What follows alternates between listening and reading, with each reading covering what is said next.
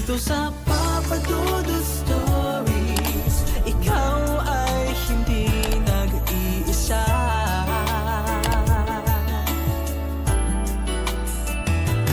Dito sa Papa Dudut Stories, may nagmamahal sa'yo.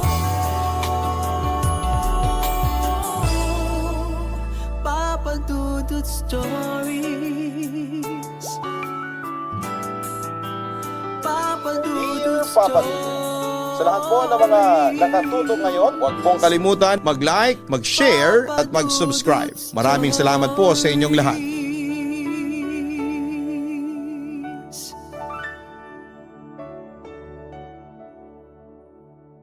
Sa buhay, mahirap hanapin ang true love dahil kailangan mo munang dumaan sa sakit na dulot nito bago mo makita ang totoong para sa'yo. Ngunit minsan ay nakakapagod na rin ang magmahal, lalo na kung puro pasakit na lamang ang nakukuha mo mula rito. Ang kabarangay natin ay tatampok ngayong araw na si Grace ay ganun mismo ang kanyang pinagdaanan. Kaya naisip niya na para magkaroon siya ng peace of mind ay mas pinili niyang wag na munang magpapasok ng tao sa puso niya. Mapaninindigan kaya niya ang desisyong ito. Yan ang dapat nating abangan dito lamang sa mga kwento ng pag-ibig, buhay at pag-asa sa nangungunang Barangay Love Stories.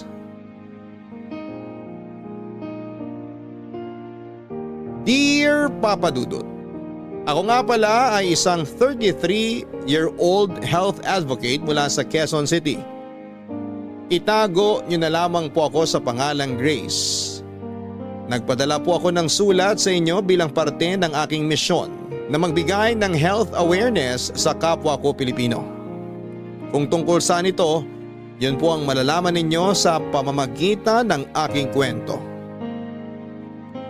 2 years ago ay muntik na po akong pumanaw matapos malagay sa bingit ng kamatayan ng buhay ko.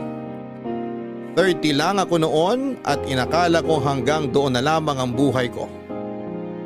Pero dahil sa pagpupursiging mabuhay ay nalampasan ko ang sakit na dumapo sa akin. Babalik po tayo sa taong 2021. Kasagsagan pa noon ng COVID-19 pandemic. Dati akong call center agent. Actually, nasanay na nga ako noon sa work from home setup ko. Pero bilang gala akong tao at nasanay akong nakikita ng maraming tao ay nag-request ako sa company namin. Nasa opisina na ako magtrabaho at pinayagan naman nila ako. Mas gusto ko po kasi na nakakalabas ako para ma-refresh ang utak ko. Isa pa ay na-miss ko ang pag-inom ng kape sa labas at pagbisita sa mga paborito naming tambayan ng mga kaibigan ko. Papadudot maliban sa mga dating nakagawian, isa ring rason kung bakit ako excited na makalaya na mula sa lockdown ay dahil sa boyfriend kong si Toto. Simula noong nagka-pandemic kasi naging long distance na ang relasyon namin. Sa Las Piñas siya nakatira. Simula nung lockdown, sa video call at chat na lang kami nagkakausap. Kaya naman noong pinayagan ng lahat na lumabas ng sari-sarili nilang bahay, ang una kong ginawa ay nakipagkita ako sa boyfriend ko.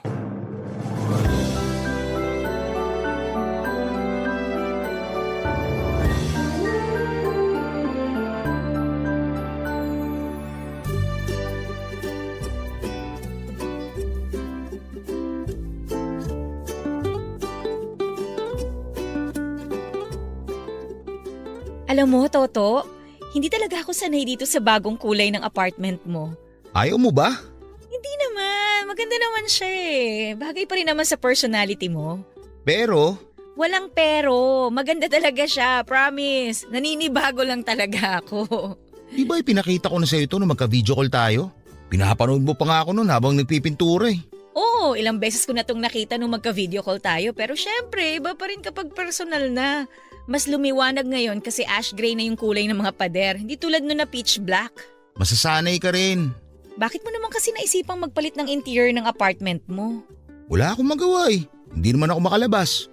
Ang boring kaya nung lockdown. Lalo na't wala naman akong kasama rito sa apartment. Kung sa bagay, ako kasi work from home ako kaya medyo busy na rin nung lockdown. Sana all. Ako hanggang ngayon, wala pa ring trabaho. Oy, kumusta pala yung job hunting mo? Wala pa rin? Wala pa tumatawag eh. Baka sakaling meron na this week. Sana. Ayaw mo mag-call center na lang? Pwede kitang i-recommend. Ayoko. Maikli lang ang pasensya ko sa mga ganyang bagay. Mas gusto ko pa rin yung dati kong trabaho. Yung may adrenaline rush kang nararamdaman tuwing nagtatrabaho. Oo. Gusto ko yung ganun. Ayoko nang nakaupo lang. Sa bagay, madali ka nga palang maburyo, no? Hindi nga bagay sa'yo yung nakaupo lang. Nga pala, gusto mo mag-out of town tayo? Out of town? Saan naman? Kahit saan. Batangas, gusto mo? Saka na yan. Wala ka pang ng trabaho tapos gagastos ka pa. Tsaka mahirap pang bumiyahe ngayon, no? Di ba wala kang vaccination card? Kailangan yung para makapasok ka sa ibang lugar dito sa Pinas. Kailangan pa ba yun? Oo naman, no? Tingin mo porke na-lift na yung lockdown, wala ng COVID. Meron pa, oy! Kaya nga kapag lumalabas, kailangan natin magpakita ng pruweba na safe tayo, which is yung vaccination card nga. Paano yan? Wala akong vaccination card. Bakit kasi ayaw mo magpa-vaccinate? Libre naman na. Libre nga. Hindi naman natin alam kung safe. Vaccinated na ako, no? Safe naman ako. Wala naman kasing problema doon. Nagpapaniwala ka lang talaga sa mga conspiracy theory na nababasa mo online Ang hirap lang kasi pagkatiwalaan yung mga gamot na yan. Ang bilis nilang na-formulate. Nakakapagtaka. HIV nga eh. Ilang taon na yung sakit na yan pero hanggang ngayon wala pa rin gamot. COVID pa kaya? Nakabago-bago lang? Mas magaling ka pa sa mga scientist, ha? Harmless sa mga vaccine. Tumutulong lang yung mga yun sa immune system natin para malabanan yung mga virus na yan. Basta, ayoko pa rin. Safe naman ako sa COVID hanggang ngayon eh. Hindi pa naman ako nahahawaan. Ano yun? Magpapavaccine ka na lang kapag nagka-COVID ka na. Bala ka. Baka hanapan ka rin ng vaccination card sa trabaho. Di nga. Hindi mo ba alam na vaccination card ang pinakamahalagang card ngayon? Yan ang gate pass natin sa lahat ng bagay. Hindi ka nga makakapasok sa mall kung wala kang vaccination card. Ang hirap naman pala niyan. Ewan ko ba kung bakit takot na takot ka dun? Takot saan? Sa mga bagay na related sa medical. Kapag may nararamdaman kang kakaiba, ayaw mo magpa-check up. Pag may pandemic na, ayaw mo pa rin magpa-vaccinate. May trauma ka ba sa mga ospital? Wala naman akong trauma sa ospital. Mas takot ako sa idea na baka biglang magkaroon ako ng malubhang sakit. Ha? Paano? Nung bata kasi ako, ganun ang nangyari kay mama. Malakas naman siya, masigla. Tapos isang araw, naisipan niya magpa-check up. Nalaman naming may malubha na pala siyang sakit. The following year, namatay na siya. Baka yun yung trauma ko. Natakot ako na bawat check up, may mahanap silang sakit sa katawan ko. Kaya naman pala Pero hindi maganda yung ganyang mindset. Mas maganda yung nagpapatingin ka pa rin sa doktor para kung sakaling may sakit ka, wag naman sana, malunasan ka agad. Mas mahirap kasi kapag late stage na yung sakit mo bago mo pa malaman Anyway, ba't ba napunta ang usapan natin dito? Napaka-morbid naman. Manood na tayo ng pelikula. Kala ko ba mag-movie marathon tayo ngayon? Teka, wala pa yung order natin On the way pa lang. Tugol naman.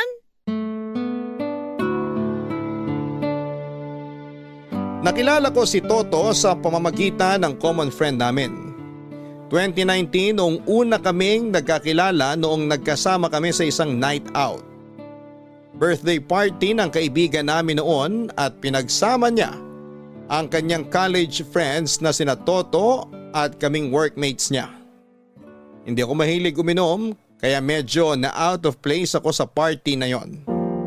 Noong napansin ni Toto na nasa tabi lamang ako ay sinamahan niya ako buong gabi. Dahil sa kanya ay na-enjoy ko ang gabing yon kahit na hindi ako masyadong umiinom. Hindi niya iniwan ang tabi ko hanggang sa natapos ang party. Doon na po nagsimula ang pagkakaibigan namin, Papa Dudut. Niligawan niya ako at matapos ang ilang buwan ay sinagot ko rin siya. Ang problema nga lang 5 buwan lang naming na-enjoy ang relasyon namin ni Toto. Pagsapit kasi ng 2020 ay biglang nag-lockdown dahil sa COVID-19 at binawala ng lahat na lumabas ng bahay. Doon ko lang po na-realize na napakahirap palang magkaroon ng long distance relationship. Puro calls at chat lang kami noon ni Toto. Paminsan-minsan ay nagpapadala rin ng pagkain si Toto sa bahay pero hanggang doon na lang ang itinatakbo ng relasyon namin sa kalagitnaan ng pandemic. Aaminin ko na medyo boring dahil wala akong mahagan, wala akong makasamang kumain, wala akong makatabi at mahawakan. Kaya naman nang lumuwag na ang restrictions, umawi kami ni Toto sa isa't isa. Sinulit namin ang pagbabalik ng kalayaan namin at ginawa namin ang mga hindi namin nagawa sa mga nagdaang buwan. Hanggang sa isang araw ay aksidente ko nalaman na during pandemic ay marami palang ibang babaeng kalandian ng boyfriend ko, Papa Dudut.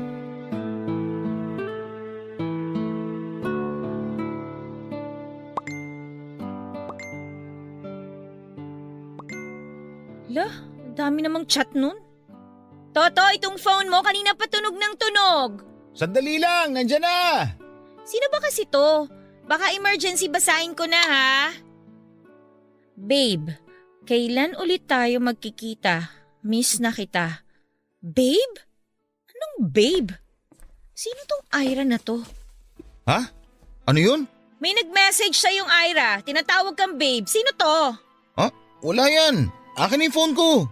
Hindi, sandali. Hindi ko pa nababasa yung ibang message eh. Huwag mo nang intindihin yan. Si ano lang yan. Nabitin ako nung last. Pwede bang mag-overnight naman tayo next time? Nabitin? Overnight? Toto, ano to? Akin na sabi. Ano ba? Akin na. Teka nga, huwag mong kunin. Magbabasa pa ako. Ba't ka ba nagbabasa ng message na hindi para sa'yo? Ba't ka ba nagtataas ng boses? Sino ba yung Ira na yan, ha? Wala to. Anong wala? Babe ang tawag sa'yo? Wala?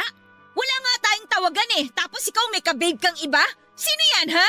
Kachat ko lang to. Kachat? Pero nagkita na kayo? Miss ka na raw eh, oh. Tapos next time overnight? Wow! Chat lang talaga, ha? Grace, huwag mo nang palakihin. Nakilala ko lang si Ira nung pandemic. So ganun na kayo katagal naghaharutan? Bawal na ba makipag-chat sa iba? Toto, iba yung kachat lang sa kalandian. Huwag mo nga akong ginagaslight dyan. Hindi mo ako mapapaikot sa pagsisinungaling mo, ha? Aminin mo nga sa akin, nakikipagkita ka ba sa iba pang mga babae? Isang beses na kami nagkita ng Ira. Oh, tama nga ako. Nagkita nga kayo. Ano naman ang ginawa nyo? Kumain lang kami sa labas. Kumain daw sa labas? Mukha mo! Sino maniniwala dyan sa mga pinagsasasabi mo? Nagkita kayo tapos kumain lang? Baka kayo yung nagkainan. Mag-request ba yun ng overnight kung wala kayong ibang ginawa? Ano bang gusto mong palabasin? Gusto kong palabasin kung ano yung totoo. Ano naman ang gagawin niyo sa overnight na yun kung sakali? Kakain lang? Hindi ko na siya kinakausap. Hindi na nga ako nagre-reply sa kanya eh. Hindi raw kinakausap. Patingin nga yung phone mo. Patunayan mo na hindi kayo nag-uusap. Ano ba, Grace? Wala na rin ba tayong privacy sa relasyong to? Tigilan mo nga ako dyan sa privacy na yan, ha? Bibigyan kita ng privacy kung naging matapat ka sa akin. Ngayon, nagdududa na ako sa'yo. Wala nang privacy dito. Akin na yung phone mo. Hindi. Wala ang karapatang halukatin tong cellphone ko. Ah, ganon. Okay, sige. Magtanggalan na tayo ng karapatan kung gusto mo. Simula ngayon, wala ka na rin karapatan sa buhay ko. Grace naman. Napakadali lang ng hinihiling ko sa'yo, Toto. Gusto ko lang patunayan mo na faithful ka sa akin. Yun lang naman, di ba? Mahirap ba yon? Faithful naman ako sa'yo ah. Walang faithful na nakikipagkita sa ibang babae. Kaya nga siguro ayaw mo ipakita yung phone mo eh. Dahil marami ka na sigurong nakachat ng pandemic. Ano, aminin mo? Chat lang naman kasi yun. Wala akong magawa rito sa bahay. Kaya nakikipag-usap ako sa ibang tao. So hindi ako sapat. Yun ang gusto mong sabihin. Boring akong kausap kaya naghahanap ka ng ibang makakausap. Sobrang busy mo naman kasi. Paano kita makakausap? Toto, huwag mong ipasa sa akin ang sisi. Gagamitin mo pa yung pagiging busy ko para gawing valid ang paglalandi mo? Kung matino ka talagang lalaki, ipabasa mo sa akin yung mga chat dyan sa inbox mo. Oh, kita mo na? Ayaw mo. Ibig sabihin, marami kang itinatago. Faithful daw. Kainin mo yung pagiging faithful mo. Isaksak mo sa baga mo. Grace, saan ka pupunta? Doon ka na sa Ira mo. Tapos na tayo. Grace naman, sandali lang. Grace! Sa pang-apat na pagkakataon, muling pinagtaksilan ng puso ko ng isang lalaking pinagkatiwalaan ko ng lubos. Papa Dudut, ito ang mahirap sa pag-ibig. Palagi akong nagtitiwala sa mga tao tuwing sinasabi nila sa akin na aalagaan daw nila ang pagmamahal at oras na inilalaan ko para sa kanila. Pero sa huli ay sasayangin lamang nila ito. 4 na beses na akong nagmahal at 4 na beses na rin akong nasaktan. Ganon kahirap ang sumugal sa laro ng pag-ibig dahil puso at isip mo ang nakataya dito. At kapag ikaw ang natalo, mag-isa ka lang nabubuong muli ng nasira mong puso. Hindi ko na po binigyan ng second chance si Toto pagkatapos naming maghiwalay. The fact na naisip niyang makipagharutan sa hindi lang isa, kundi sa iba't ibang babae online ay malaking pagtataksil na yon para sa akin. Kahit pa sabihin niyang wala siyang nararamdaman para sa mga babaeng yon at ako lang ang tanging mahal niya. Naniniwala ako na hindi yon magagawa ng isang lalaking totoong umiibig. Pinilit kong mag-move on mula kay Toto. Blinak ko siya sa lahat ng social media accounts ko dahil hindi niya tinigilan ang pagme-message niya sa akin. Pati ang phone number niya ay nakablock na rin sa akin. Ang mga ala-ala naming dalawa ay unti-unti kong binura sa memorya ko. Itinapon at pinamigay ko ang lahat ng regalong natanggap ko mula sa kanya. At ni katiting na bagay na magpapaalala sa akin sa kanya ay wala akong iniwan. Nagsimula akong mag-focus sa sarili ko at sa mental health ko. Masakit ang maging broken kaya naman sa pagkakataong yon ay sarili ko naman ang minahal ko. Pansamantala ko munang pinagpahinga ang puso ko para maghilom ang sugat nito. Nangako ako sa sarili ko na hindi na muna ako mag-entertain ng lalaki sa buhay ko. Noong time na yon ay naging daily mantra ko na ang boys no entry. Hanggat hindi pa bumabalik ang tiwala ko sa mga tao. Papadudot ang pinakamahirap sa pag-move on ay kapag mag-isa na lamang ako sa bahay. Karaniwan nangyayari yon sa kalagitnaan ng gabi kapag mag-isa na lamang ako at tahimik ang buong mundo. Bigla-bigla na lamang bumibigat ang pakiramdam ko tuwing naaalala ko ang mga masasayang ala-ala namin ni Toto. Kung may gamot lang sana para doon na tuwing naaalala ko siya, ay iinom lang ako noon tapos ay makakalimutan ko na ang sakit. Kasi walang ganon. Kailangan kong pagdaanan ang kirot sa puso ko at ilabas ang magkakahalong lungkot, galit at tampo. Nang sa ganon ay gumaan ang nararamdaman ko. Ang ikinaganda noong panahon na naghiwalay kami ni Toto ay wala ng lockdown. Pwede akong tumambay sa mga kaibigan ko kapag kailangan ko ng makakasama. Pwede rin akong pumunta sa iba't ibang lugar para makalimutan ko si Toto. Papadudod sa mga sumunod na buwan ay wala akong ibang ginawa kundi ang bumuo ng bagong memories. Pinili ko ang lahat ng gusto kong bilhin.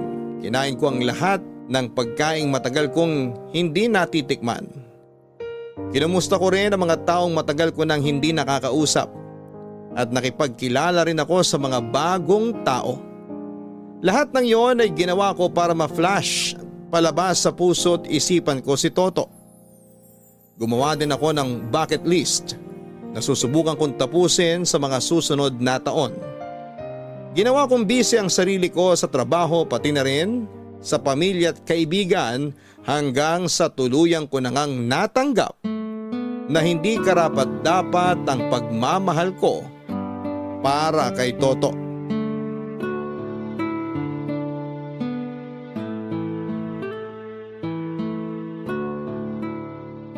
Te, may laman online banking mo? Pahiram naman ako ng 300. Para saan naman? May gusto akong bilhin online eh, kaso short ako ng 150. 150? Tapos 300 dinihingi mo? Kailangan ko rin kasing mag-load. Nag-expire na yung data ko eh. Ikaw talaga. Oh, ilagay mo na yung number mo dyan. Salamat! Send mo na rin. Okay. Eto, thank you. Ano yung binabasa mo? Bagong libro na naman ba yan? Oo, regalo sa akin to nung katrabaho ko. Actually, matagal na to sa bookshelf ko eh. Ngayon ko nga lang naisip basahin, napapanahon kasi. Ano ba yan? Patingin nga nung title. Nursing a broken heart. Oh, kumusta na pala? Hindi na ba talaga kayo nag-uusap ni Kuya Toto? Ay nako, huwag mo nga mabanggit-banggit sa akin yung pangalan na yan ha. Umiinit ang ulo ko tuwing naririnig ko yung pangalan na yan. Tsaka huwag mo tinatawag na kuya yung balatuba na yon. Grabe naman yung balatuba. Sobra naman yata yung galit mo dun sa tao. Deserve niya ang galit ko, no? Manloloko yun. Lahat naman nagkakamali eh. Ano ka, enabler? Kumakampi ka ngayon sa mga cheater? Di naman. Iniisip ko lang na may pinagsamahan din naman kayo ni Kuya Toto kahit papano. Kami rin meron. Sobrang bait niya sa akin. Kaya nakakapanibago lang na magkaaway na kayo ngayon. Dati ang sweet-sweet niyo sa isa't isa. Lagi ka nga sa apartment niya nun eh. Noon yon, bago ko siya nahuling naglolo ko. Kung bakit kasi nag-cheat tong si Kuya Toto eh. Baka naman may rason. Ay hindi, walang kailangan maging rason para mag-cheat. Pinipili nilang mag-cheat kasi gusto nila. Yang rason na yan, tsaka lang lumalabas kapag nahuli na sila. Ang sabihin mo, masyado lang silang makate. Kaya kailangan nila maghanap ng kakamot sa kati nila. May sasabihin ako sa'yo pero feeling ko, kapag nalaman mo ang totoo magagalit ka sa akin. Ano yun? I-promise mo muna hindi ka magagalit. O sige na, sabihin mo na. Nagkakausap kami ni Kuya Toto sa Facebook. Ano? Emily? Sabi mo hindi ka magagalit. Bakit kayo nag-uusap? Ano pinag-uusapan nyo? Nangungumusta lang naman siya. Humihingi siya ng update kung okay ka lang ba, kung anong pinagkakaabalahan mo, mga ganong bagay. Talaga lang ha? Blinak mo kasi kaya sa akin siya humihingi ng update. I-block mo na rin yung demonyong yun. Bakit naman? Ayoko. Mabait sa akin si Kuya Toto eh. Tuwing nag-update ako sa kanya, pinapadala niya ako ng milk tea. Spy kang babae ka talaga, no? Pumapanig ka sa kalaban! Ate, walang personalan. Hindi lang talaga ako makahindi sa libreng milk tea. O ano pang pinag-uusapan nyo? Wala na. Basta gusto lang niya na sabihan ko siya kapag may ibang nanliligaw na sayo. Kapag nagkaroon ka na ng bagong boyfriend. Hindi na mangyayari yon. Hindi na ako tumatanggap ng manliligaw ngayon dahil wala na akong interes magkaroon ng karelasyon. Bakit naman? Bitter ka pa rin? Hindi ako bitter, no? Ayoko nang tumanggap ng tao sa puso ko kasi lahat na lang ng pinapapasok ko sa buhay ko, puro manloloko. Huwag naman lahatin, may mga mabubuting tao pa rin naman dyan na loyal at matitino. Hindi ka lang talaga marunong pumili. At ako pa talaga? Hoy! Ibalik mo yung 300 ko! Wala, parang sira. Wala nang bawian na send mo na eh. Ikaw kapag nalaman ko na kinakausap mo pa rin yung Toto na yon ha, hindi ka na talaga makakahingi sa akin ng pera. Oo na, hindi ko na siya kakausapin. Siguraduhin mo lang!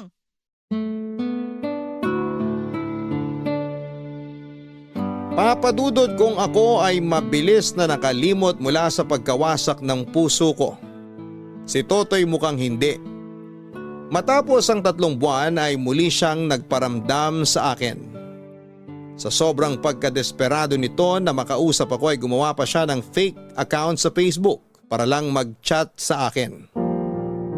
Hindi ko pinansin ang chat na yon dahil hindi ko kilala ang gamit nitong pangalan hanggang sa umamin ito na siya nga si Toto. At siya ang may gamit ng account na yon. Noong nalaman ko ang totoo ay agad ko rin siyang blinak. May time nga po noon na nagpadala pa siya ng mahabang sulat sa email ko. Ang pinakamalala na sigurong ginawa nito ay nung ginamit niya ang pamilya ko para lamang makausap ako. Pabalik-balik siya noon sa bahay para kausapin ako pero hindi ko siya pinagbigyan. Ang ending ay kina mama at papa na siya nagmakaawa. Nagkaroon tuloy siya ng kakampi sa pamamagitan ng mga magulang ko. Sila na mismo noon ang nagsuggest. Nabigyan ko raw ng pangalawang pagkakataon si Toto dahil nakakaawa daw ito. Pero para sa akin ay hindi niya deserve ang second chance dahil alam niya mismo kung gaano kalala ang trust issues ko. Isa pa ay pinanindigan ko ang pangako ko sa sarili ko na wala munang taong papasok sa puso ko. Lalo na si Toto na matagal ko nang pinalayas sa buhay ko. Ang mahirap sa pamilya ko ay masyado na silang attached noon kay Toto. Naging close din kasi niya ang mga magulang ko lalo na ang kapatid kong si Emily. Naging mabait si Toto sa kanila kaya gustong gusto nila ang taong yon. Kaya hindi na ako nagulat ng isang dinner date ang sinetap para sa akin at kay Toto para lang makapag-usap na kaming dalawa.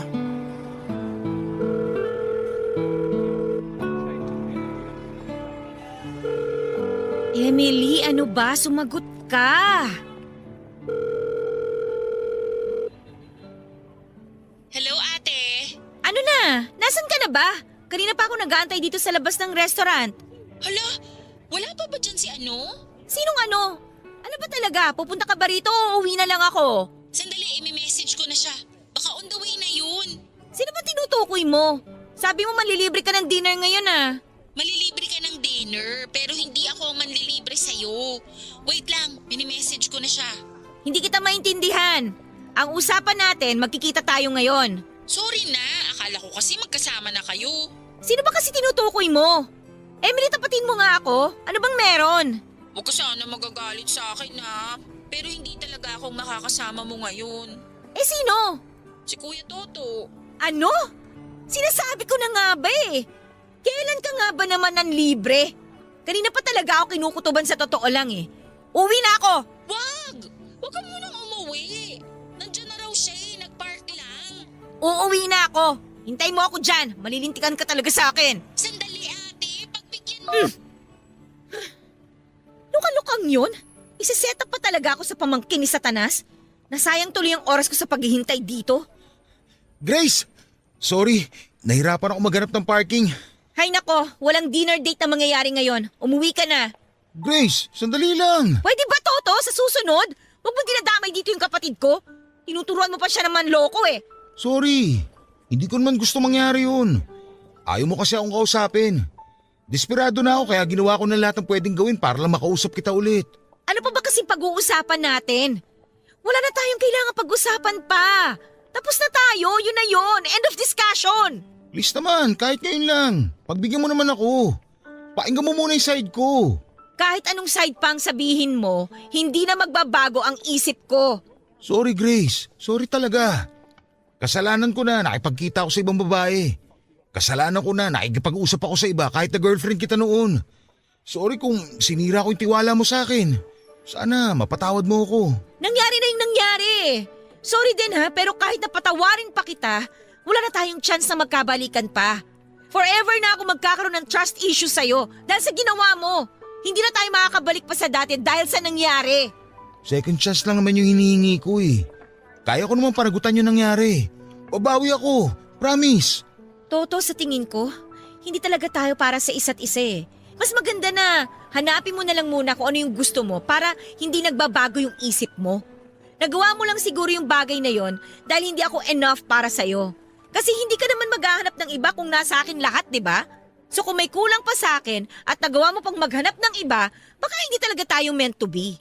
Pero ikaw ang gusto ko. Ikaw ang mahal ko. Seryoso ako sa'yo at kahit marami kang pagkukulang, ikaw pa rin ang pipiliin ko. Yun na nga ang problema eh. Walang pilian na mangyayari kasi ako na dapat. Kasi ako yung girlfriend mo. Pero the fact na kailangan meron kang pagpilian, ibig lang sabihin no na isa lang ako sa choices mo.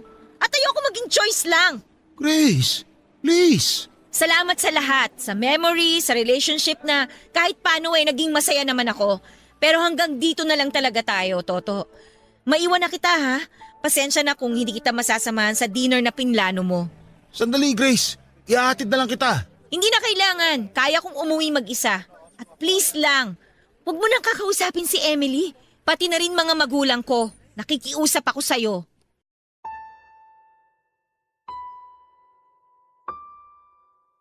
Matapos kong sabihin ng lahat ng nararamdaman ko para kay Toto ay tumigil na rin siya sa paghahabol sa akin. Sa wakas ay nakahinga na ako dahil wala nang gumugulo pa sa akin. Siguro yun din lang talaga ang kailangan naming pareho ni Toto para makapag-move on na mula sa isa't isa. Kailangan namin ng closure at yung huling pagkikita namin yon ang nagsilbing closure naming dalawa. Akala ko noon ay magiging tahimik na ang buhay ko matapos akong tantanan ni Toto. Hindi ko inakalang may mas mabigat na problema palang darating sa buhay ko. Year 2022 nung nagsimula akong makaramdam ng sintomas sa sakit ko. Nagkaroon ako ng ubo na hindi mawala-wala. Akala ko noon ay simpleng ubo lang yon. Kaya hindi ko ito pinansin dahil hindi naman siya nakakasagabal. Natakot nga ako noon, Papa Dudut, dahil akala ko ay may COVID na ako. Pero nung nagpa-test ako ay negative naman ang resulta sa nangyaring test. Hanggang sa mga sumunod na buwan ay napansin ng mga katrabaho ko na pumapayat na raw ako. Nung una'y tuwang-tuwa pa nga ako na sa wakas ay pumayat na ako dahil matagal ko nang hirap magbawas ng timbang. Hindi ko inindang nararamdaman kong pagbabago sa katawan ko ng ilang buwan. Pero sa pagtagal ay mas lumala ang pag-ubo ko sa puntong sumasakit ng dibdib ko sa kakaubo. Nagpa-check up ako sa doktor at nalaman naming meron daw akong pulmonya. Binigyan niya lang ako ng antibiotics at akala ko noon ay magiging okay na ang lahat, pero noong nagsimula akong mahirapang huminga ay doon na po ako na-admit sa ospital.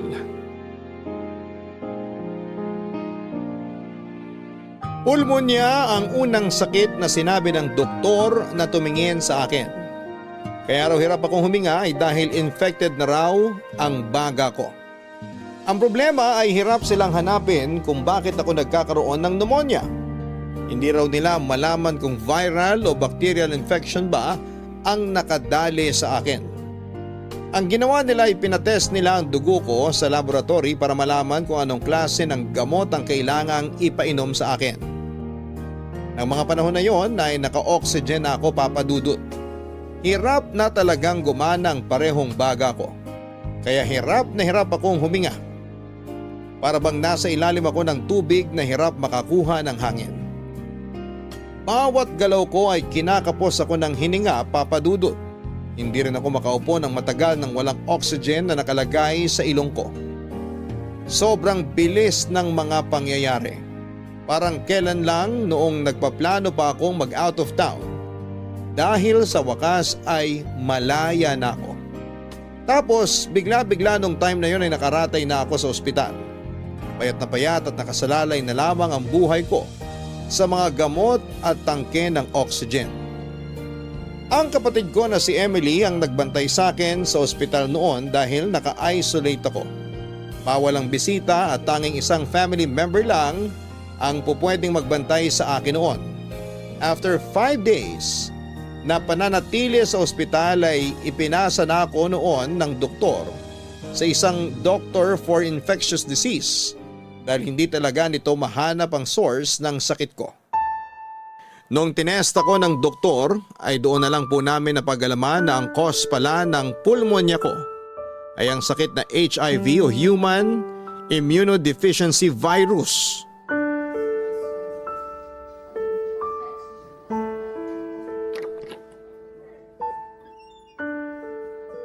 Ate, okay na bang pumasok?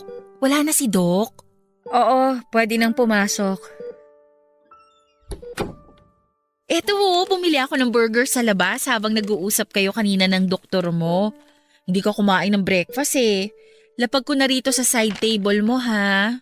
Salamat pero sana hindi ka na gumastos. Hindi ko rin naman makakain yan eh. Hirap ka pa rin bang lumunok hanggang ngayon? Medyo masirap akong huminga kapag nag-aalis ako ng oxygen mask. Hati-hatiin na lang natin ng maliliit para madaling isubo. Kailangan mong kumain eh. Nangangayayat ka na. Ay, nga pala. Anong update sa'yo ni Doc? Bakit nga ako pinalabas kanina nung nag-uusap kayo? Confidential yung naging usapan namin. Ako lang daw dapat ang pwedeng makaalam sa balita niya. Bakit naman? Malubha ba yung sakit mo? Hindi ba to kailangan sabihin sa ibang tao?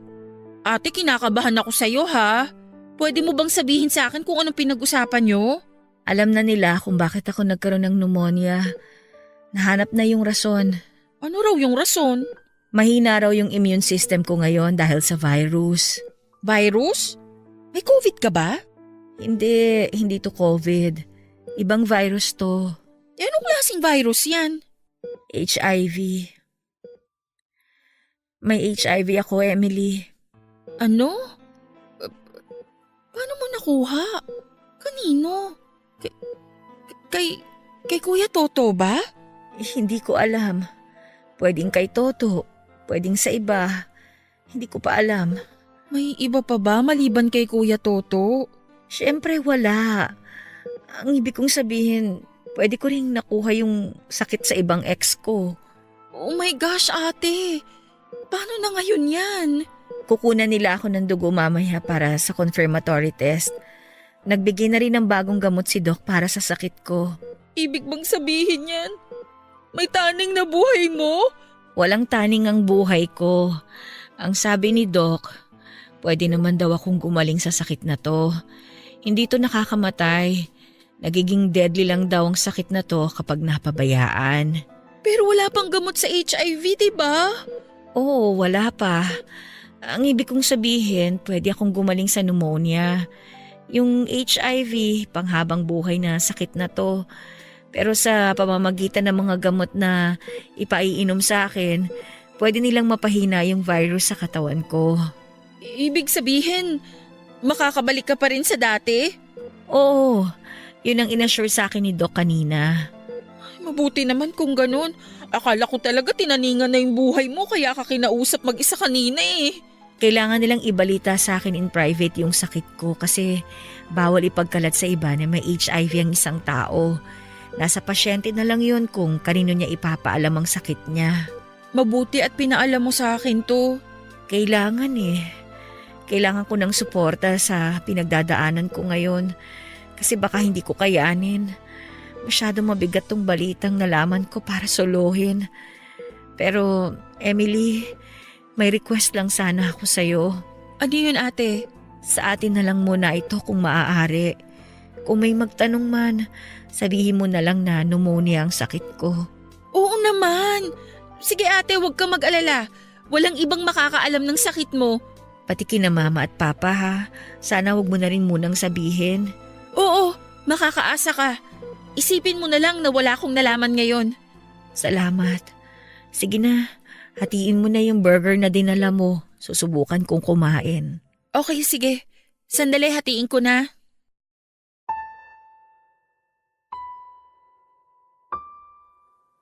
Bumagsak ang buong mundo ko nung nalaman kong meron akong HIV, Papa Dudut. Nung ibinigay sa akin ang masamang balita ay wala akong ibang ginawa kundi ang umiyak ng umiyak. Iniisip ko noon na masyado pa akong bata para mamatay. Hindi ko pa nakakalahati ang buhay ko. Marami pa akong pangarap na hindi natutupad. Marami pa akong lugar na gustong puntahan.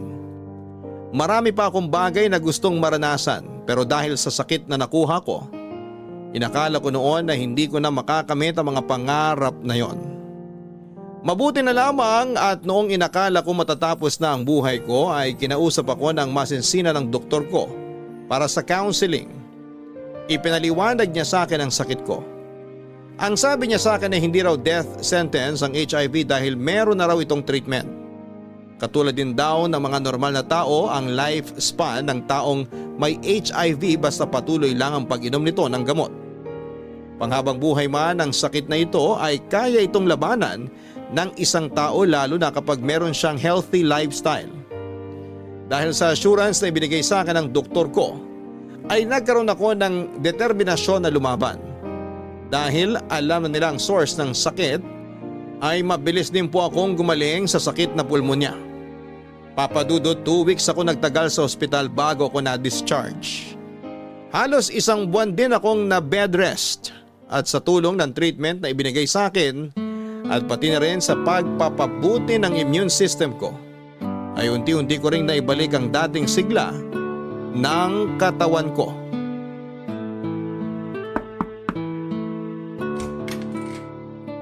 Emily, tulog ka ba? Hindi, bakit? May timbangan ka dyan, di ba? Meron. Pahiram naman ako. Halika, pasok ka na lang ate. Kala ko natutulog ka na eh. I-check ko lang sana kung bumigat na ako. Sige lang, nandyan sa tabi ng pinto yung timbangan. Salamat. Okay, good. Ano ate? Nadagdagan na ang timbang mo? Oo, 45 kilos na ako. Malayo pa sa dating timbang ko pero at least unti-unti na ako nakakabawi.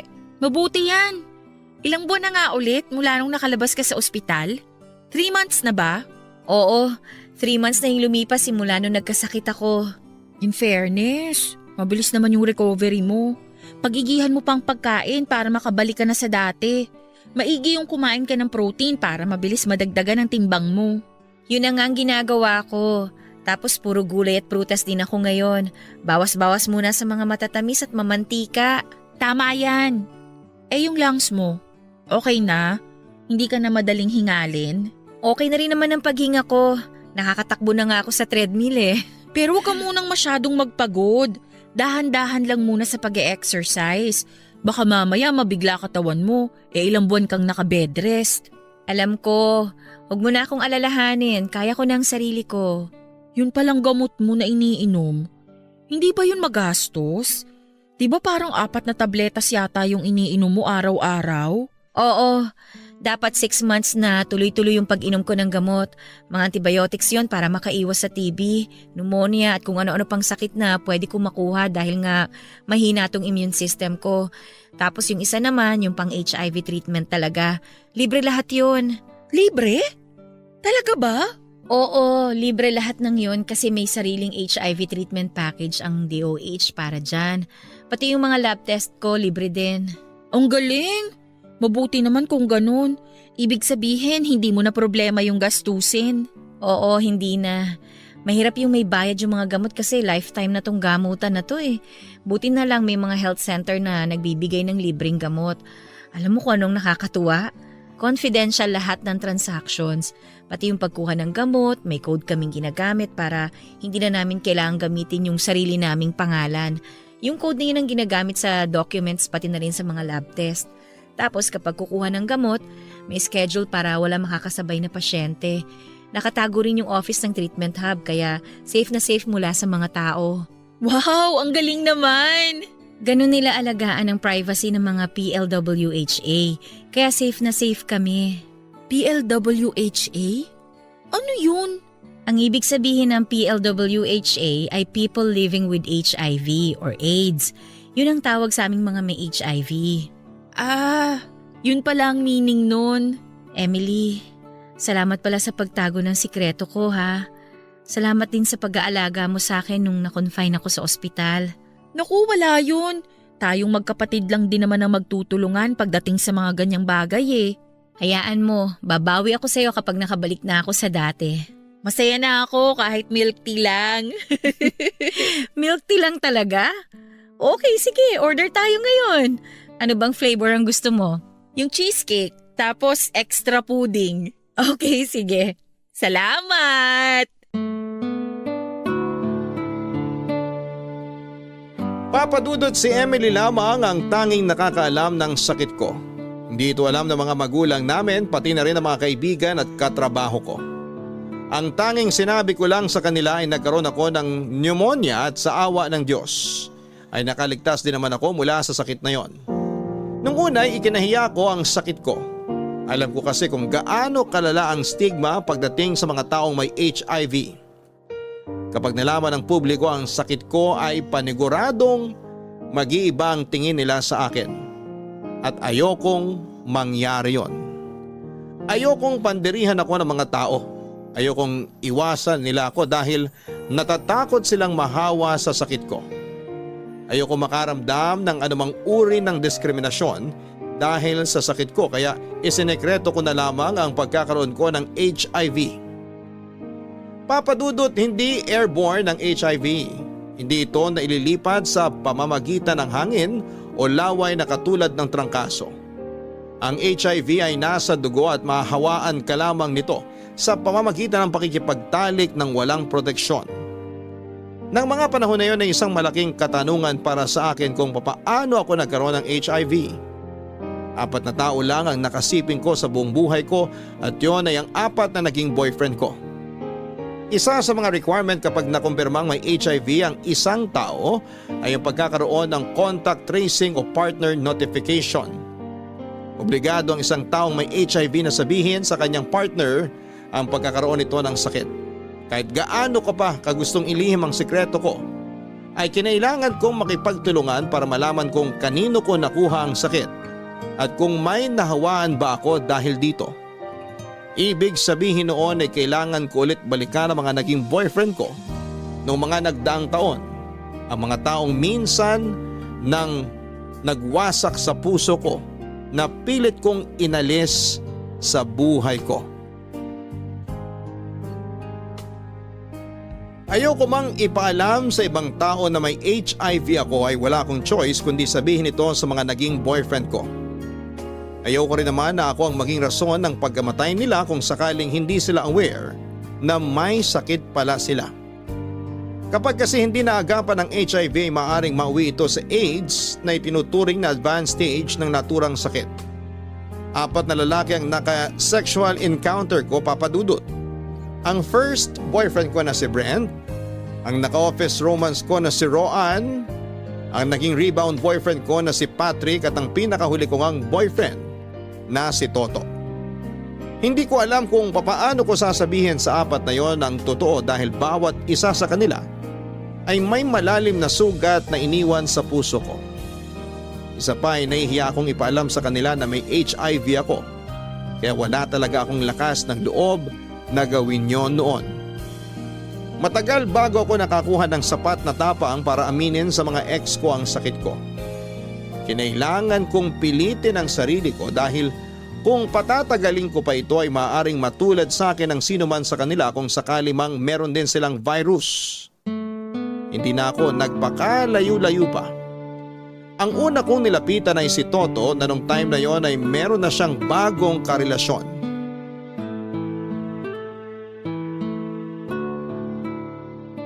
Ang payat mo na. Oo nga kagagaling ko lang sa sakit. Nabalitaan ko nga kay Emily. Nakita ko yung post niya sa FB. Teka, nag-post siya sa FB? Oo. Nag-post siya ng picture mo noon habang nasa ospital ka. Humingi siya ng prayers para sa paggaling mo. Hala, totoo ba?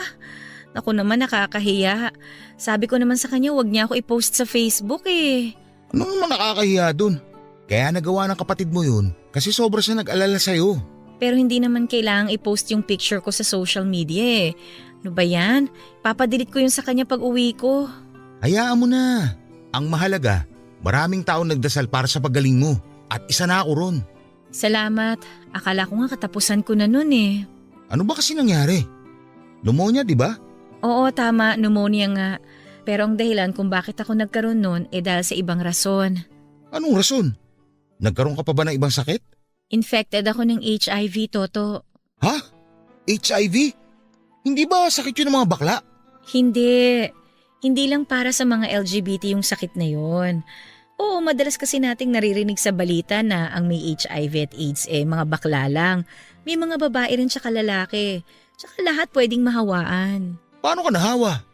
Sandali, hindi ba dapat nakasuot ka ng face mask ngayon? Baka makahawa ka niyan. Hindi ko kailangan ng face mask dahil hindi naman katulad ng COVID ang HIV. Sa dugo nalilipat yung HIV, hindi sa hangin o sa laway. Nakukuha mo yon sa pamamagitan ng pakikipagtalik sa mga infected na tao at sa pagsasalin ng dugo o yung blood transfusion. Ah, okay. Akala ko para siyang tuberculosis.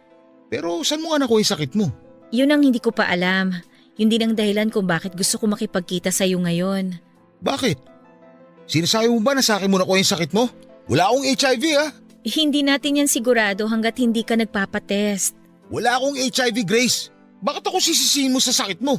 Hindi ko naman sinasabi na ikaw yung rason kung bakit ako nagkasakit. Gusto ko lang malaman kung sa'yo ko ba nakuha to o kung hindi man, kung safe ka. Kasi baka may chance na nahawahan kita. Ha? May posibilidad ba na nahawaan mo ako? Sinasabi mo bang may HIV ako? Hindi pa natin sigurado. Hindi rin ako sigurado kung may HIV na ako nung tayo pa. Nakikipagtali ka ba sa ibang tao nung tayo pa? Baka doon mo nakuha yan. Hindi never kong ginawa yun. Kung hindi mo sa akin nakuha yung sakit mo, kanino? Kaya nga hinihiling ko sana na magpa-check up ka. Ayoko. Wala akong HIV, Grace. Hindi natin alam yan. Wala akong HIV sabi. Ba't mo pinipilit na may sakit din ako? Hindi ko naman sinasabi na may sakit ka Ang punto ko lang, hindi natin alam kung infected ka ba o hindi. Para makumpirma natin kung may HIV ka ba o wala, kailangan mong magpa-test. Kilala ko ang katawan ko. Malusog ako kaya wala akong sakit. Walang sintomas ang HIV. Tsaka mo na lang malalaman na may virus ka kapag nagpa-check up ka. Wala nang patutunguhan tong usapan na to. Alam mo Grace, ang hinihiling ko lang naman gumaling ka na dyan sa sakit mo. Huwag mo na ako idamay sa problema mo. Masaya na ang buhay ko. Kaya huwag mo na akong hilahin dyan sa kung ano man ang pinagdadaanan mo ngayon. Concerned lang naman ako sa'yo, Toto. Akala mo lang normal ka ngayon pero kapag may HIV ka, hindi mo namamalayan na pinahihina na pala ng virus yung katawan mo. Madali ka lang dadapuan ng sakit kapag hindi yan naagapan. Wala nga akong HIV. Ano ba pinagsasabi mo? Wala akong HIV, okay? Mahirap bang intindihin yun? Bakit mas magaling ka pa kaysa sa akin? Kung sigurado kang wala kang HIV, mas mainam na magpa-check up ka pa rin para makumpirma mo. Mas maganda yun, di ba? Wala namang mawawala eh. Tigilan mo nga ako. Tapos na tayo sa usapang to. Kung wala ka na ibang sasabihin pa, aalis na ako. Toto, sandali lang! Toto!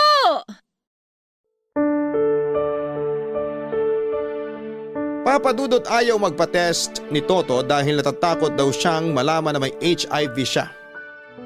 In-explain ko naman sa kanya ng maayos na hindi dapat katakutan ang sakit na yon. Mas matakot siya kapag late na niya itong nalaman at malala na ang sakit niya. Ganon pa man, kahit na anong pagpupumilit ko ay ayaw talagang gawin ni Toto ang request ko sa kanya na magpa-test. Marami raw siyang kakilala na nasa medical field at kapag nalaman nila na may HIV siya ay baka kumalat ang balita. Masisira daw ang buhay niya kapag nagka-HIV siya at mag-iiba ang trato sa kanya ng mga tao sa paligid niya. Ganon po kung katakutan ng mga tao ang sakit na HIV. Kahit ipagtulakan ako ni Toto palayo ay hinabaan ko na lang ang pasensya ko. Binigyan ko siya ng assurance na magiging confidential ang lahat. Walang makakaalam na magpapatest siya dahil bawal ipaalam sa publiko, lalo na ng mga health worker, na may HIV ang isang tao. Pwede rin siyang magkaroon ng anonymous testing kung saan sa halip na pangalan niya ay papalitan ng code o number ang pagkakakilanlan niya. Sa uli, ginost na lamang ako ni Toto. Hindi na niya binabasa at nire-replyan ang mga message ko sa kanya. Dahil bawal pilitin ng isang tao na ayaw magpa-test, ay hinayaan ko na lamang siya, Papa Dudut. Pinagpanalangin ko na lamang sa Diyos na sana hindi ko nakuha ang virus sa kanya at sana ay hindi ko rin siya nahawaan. Makalipas ang isang linggo ay biglang nag-message sa akin si Toto. Ilang araw na raw siyang binabagabag simula nung nalaman niyang may HIV ako. Hindi na siya makatulog at makakain ng maayos dahil sa takot na baka may sakit din siya. Kaya naman nag-decide na siya na magpa-test at sa akin siya nagpatulong.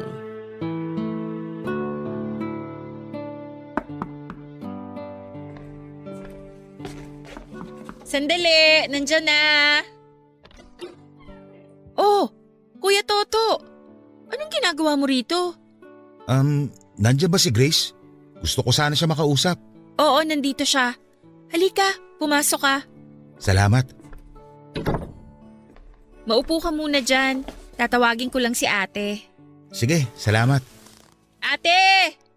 Ate Grace, may bisita ka. Sino? Halika rito, dali. Sandali lang, nandyan na. Saglit lang ha. Nagluluto kasi siya dun sa likod. Oo, okay lang. Kumain ka na ba? Sumabay ka na sa amin sa pananghalian. Hindi, okay lang. Hindi pa naman ako gutom. Tsaka saglit lang naman ako. May sasabihin lang ako sa ate mo. Okay, sige. Ikaw ang bahala. Toto? Bakit ka nandito? Grace, pwede ba tayo mag-usap? Oo naman. Emily, tingnan mo muna yung niluluto ko doon. Okay, sige. Kuya Toto, maiwan ko muna kayo ha. Kung gusto mong magstay para sa lunch, pwede rin naman. Sige, salamat. May meeting ako sa isang building malapit dito sa inyo. Kaya naisip ko na dumalaw na rin sa'yo. Ano bang sadya mo at napadalaw ka? Grace, pumapayag na ako. Gusto ko na magpa-test. Talaga? Bakit nagbagong isip mo? Simula nung sinabi mong may HIV ka, hindi na yun nawala sa isip ko. Tama nga yung sinabi mo na pwedeng nahawaan mo rin ako sa sakit mo. Kaya para makasigurado, magpapatest na rin ako. Mabuti naman kung ganon. May alam akong center kung saan pwede ka magpa-HIV test. Gusto mo ba samahan kita? Paano ba yun ginagawa? Maraming test na pwedeng gawin para malaman kung may HIV ang isang tao. Pwede ka magpa-blood test. Ito yung pinakamagandang test kung bago-bago lang yung exposure mo sa virus. Kukunan lang ako ng dugo? Oo, ganun na nga. Pwede rin naman yung mabilisan na test. Tutusukin lang nila yung daliri mo para makakuha ng dugo, tapos yun ang itetest nila. Parang mas maganda yung ganun na. Mabilis lang. Oo nga pala, nalimutan ko na matatakotin ka pala pagdating sa karayom. Kung ayaw mo magpakuha ng dugo, pwede namang oral swab. Meron din namang self-test kits na pwede mong gawin sa bahay na lang para mas private kung gusto mo. Ikaw lang ang makakaalam ng resulta kapag ganun. Aling test ba yung mas accurate ang resulta kung sakali? May nabasa ako sa internet tungkol dyan. Nag-research din kasi ako tungkol sa HIV eh. May tinatawag silang 4th generation HIV test na mas advanced ngayon na pwedeng ma-detect ng antibodies as early as months since exposure. Parang mas maganda yan. Willing ka bang magpakuha ng dugo? Hindi naman siya masakit eh, parang kagat lang ng langgam. Wala naman akong choice eh. Kung gusto ko na mas accurate na result, yun na lang ang pipiliin ko. Sige, ikaw ang bahala. Kung ano yung gusto mo, yun naman ang masusunod. Magkano naman ang gagastusin kapag nagpa-test? Maraming free government testing facilities dito sa Manila na pwede mong puntahan. Wala kang gagastusin. Kung gusto mo, samahan kita. Pwede ba? Oo naman, walang kaso yun sa akin. Pero sana kung ano man na magresulta, sa atin na lang yun. Walang problema. Makakaasa ka sa akin. Positive o negative, walang makakaalam na nagpa-test ka. Maraming salamat. Yun lang talaga yung pinunta ko rito. Walang anuman. So, kailan mo plano magpa-test? I-message na lang kita. Kailangan ko munang ayusin yung schedule ko. Okay, sige. Update mo na lang ako. Salamat. Mauna na ako. Sige, mag-iingat ka ha. Emily! Mauna na ako! Sige kuya! Mag-ingat ka pa uwi!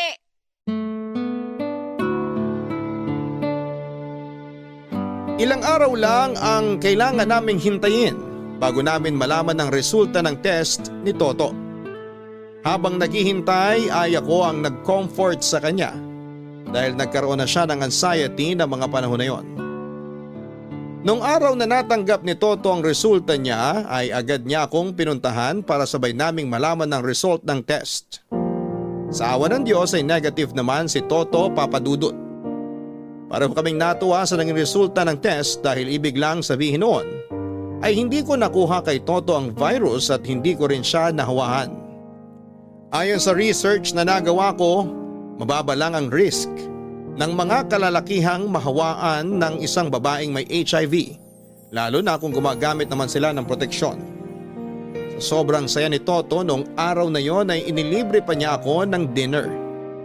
Mula sa pagiging mag-ex na pilit kinakalimutan ang mga masasayang nangyari sa pagitan namin, ay naging magkaibigan kami ni Toto pagkatapos noon.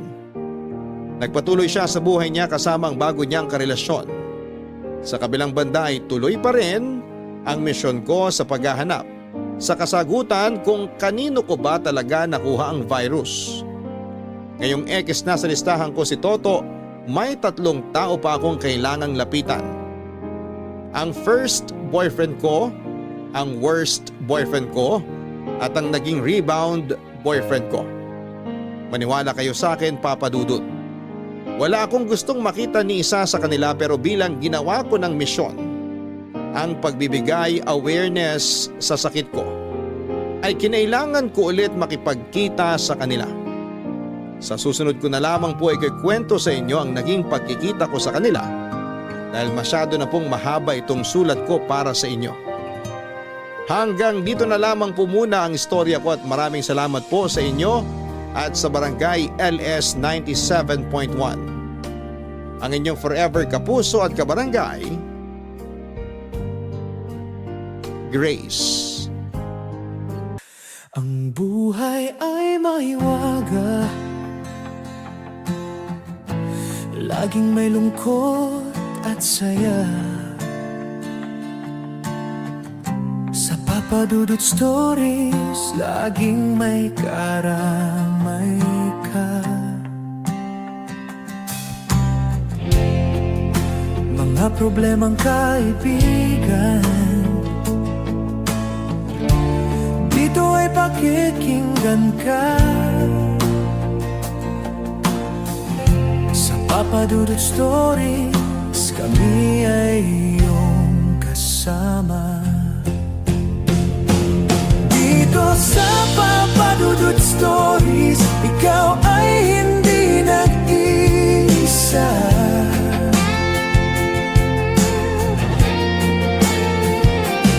Dito sa Papa Dudut Stories, may nagmamahal sa'yo.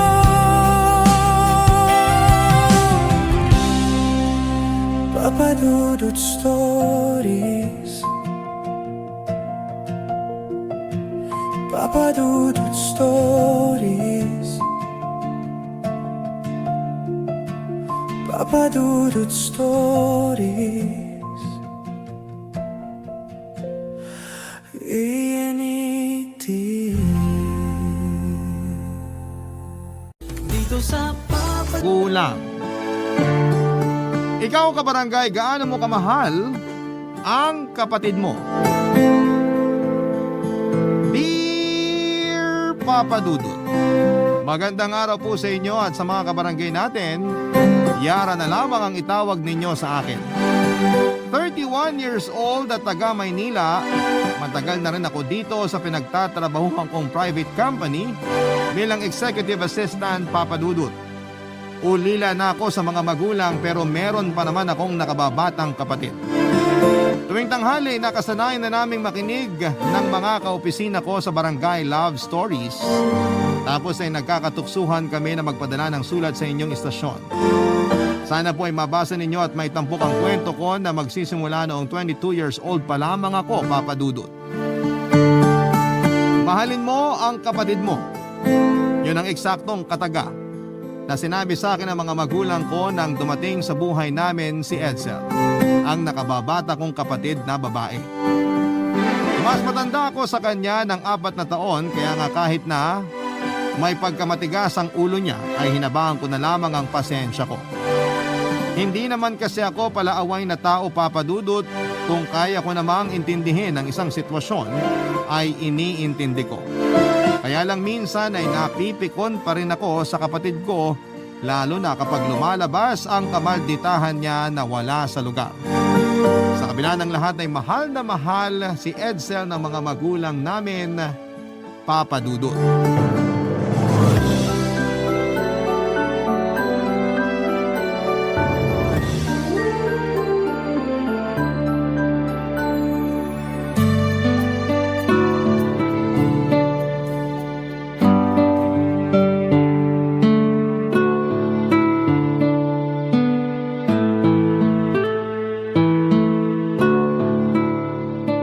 Yara, wala pa ba si Edsel? Wala pa, Nay. Ang tagal naman nun. Inutusan ko lang bumili ng yelo sa tindahan eh. Baka tindahan sa kabilang barangay yung pinagbilhan ng anak mong yun. Tayo naman eh. Puro ka talaga biro. Hay nako, walang nakakatawa sa biro mo, Nestor. Sobra ka naman, Sonia. Nung araw kapag binibiro kita, ang bilis mong tumawa. Nung araw yon, hindi na ngayon. Tsaka kita mong naiinip na nga ako kahihintay sa pagdating ng bunso mo, tapos magbibiro ka pa dyan? Masyado ka naman. Ano masyado ako? Nay, wag na po kayo mag-away ni tatay. Ano po ba yung binili nyo para sa birthday ni Edsel? Pansit lang, nak. Tsaka itong cake dun sa bakery. Para naman makapag-ihip ng kandila yung kapatid mo ngayong birthday niya. Sigurado po ako na matutuwa si Edsel niyan. O teka, parang nandyan na siya. Oh, eto na. Pauwi na lang ako galing school. Ite-text niyo pa ako para utusang bumili ng yelo. Tapos 3 pa? Ang bigat kaya. Ikaw naman, nakisuyo lang si nanay eh. Ayaw mo nun? May malamig tayong inumin?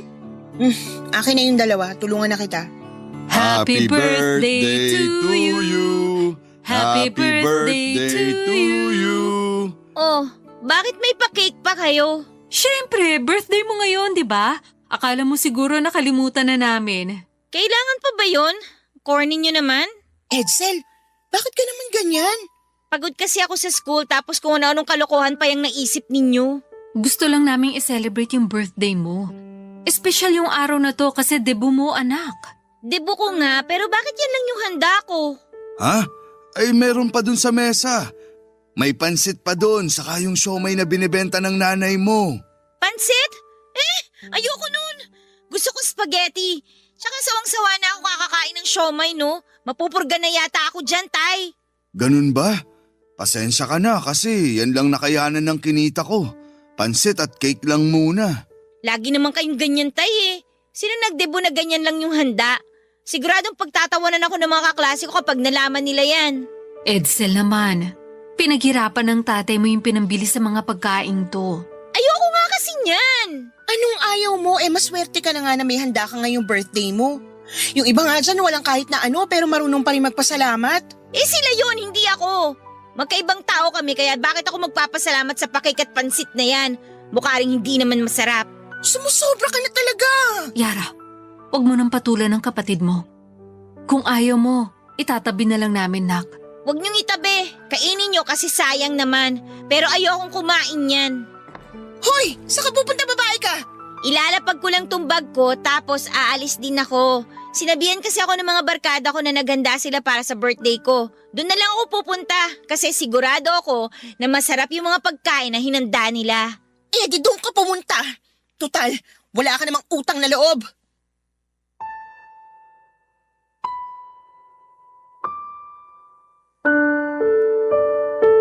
Iyon ang unang beses na nagalit ako ng husto kay Edsel Papadudot. Matapos niyang laitin ang mga pagkaing dala ni tatay para sa birthday niya. Hindi kami mayaman, Papadudot, jeepney driver ang trabaho ng tatay namin at nagtitinda naman ng homemade siomay si nanay. Pero hindi yun regular, depende kapag may puhunan. Kaya nga dapat ay naiintindihan ni Edsel ang dahilan kung bakit hindi namin kayang maghanda ng higit pa sa nararapat. Pero ang masahol pa doon ay binastos niya ang mga magulang namin. Kaya nga hindi na ako nakapagtimpi pa ng panahon na yon. Sa kabila ng lahat ay inunawa pa rin siya ni nanay at tatay at sila pa ang humingi ng pasensya sa kapatid kong nuknukan ng tigas ng ulo, Papadudot. Tulad ng inaasahan ay nagkasamaan kami ng loob ni Edsel. Ayaw ko naman sana siyang pagsalitaan ng hindi maganda sa mismong kaarawan niya. Pero masyadong maldita na siya. Kaya lang ay nagigilty pa rin ako kaya kinabukasan ay nagsorry ako sa kapatid ko. Pero tinarayan lang niya ako at sinabing inggit lang ako kasi siya ang paborito ng mga magulang namin. Hindi ko tunay na kapatid si Edsel, anak siya ng malayo naming kamag-anak na pinaampon kina nanay at tatay noong araw. Hirap kasing mabuntis si nanay tapos kinuwento nila na gustong gusto na raw magkaroon ng kapatid. Gustong gusto ko na raw magkaroon ng kapatid na aalagaan. Kaya hindi na sila nagdalawang isip na ampunin si Edsel. Mahal na mahal ko ang kapatid ko kaso'y habang lumalaki siya ay naging matigas ang kanyang ulo. Kaya nga pagkatapos noong nangyari sa birthday niya lalo kaming nagkalayo ng loob. Pero alam kong responsibilidad pa rin siya bilang nakakatanda. Responsibilidad ko siya bilang nakakatanda niyang kapatid, Papadudot.